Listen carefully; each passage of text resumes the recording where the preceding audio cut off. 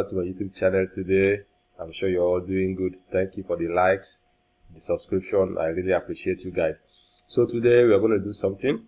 Now, what are we going to be doing today? We're going to learn how to use the Google Colab. So the Google Colab is more like an alternative for Anaconda, alternative for a digital notebook.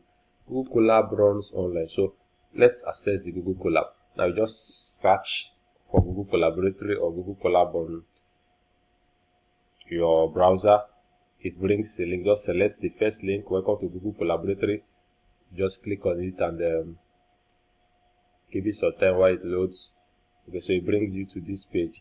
Now I had something before, just open it, but let's say we want to create a new notebook. I just hit on new notebook, give it a time to load. Okay, so it's going to take quite a while. It is loading, so you just have to be patient. Depends on your network. Okay, so we have it here, Untitled 1. We can actually rename our file to whatever we want. Let's say Colab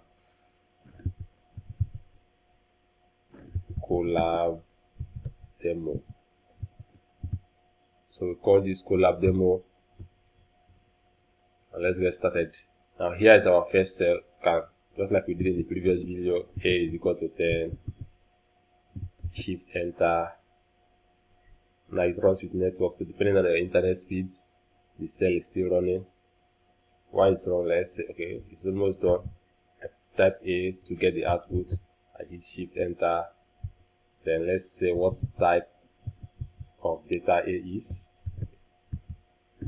Okay guys, so we can see A gave us 10 and A is what? An integer. So this is how it works with Google Colab. Similar to Anaconda Navigator, but the difference is that Google Colab runs with your internet connection. Without access to the internet, you can't use Google Colab. Let's say we want to access a file we'll be working with, maybe from Anaconda or any other Google Colab. Now, as long as it's an IP or MB file, how do we do that? We hit on File, we click on Upload Notebook. We choose the final. We go to where we have our file. So I go to Lecture, Python for Data Science. I double click on it. I have so many IP or MB files. So let's select Tech Material Lecture 1, the very first video we did. I double click on it. It takes quite a while to open. So like I said, it works with network loading. Let's give it some time. We want to see the code we did. Aha! So you can see how this is the code we used in our previous video. So we said int A equal 10. We try telling it create it with this particular data type of int. I got this error.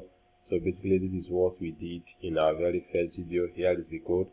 So you can actually download this code, run it on Google Colab, or run it on a Jupyter notebook. It works fine. Whichever way you're using to do it, it works so fine. So guys, the choice is yours, Jupyter or Anaconda. Jupyter or Google Collaboratory, whichever you want to use, it's just fine. Thank you guys once more. Don't forget to like, subscribe and share our videos. See you in the next video guys.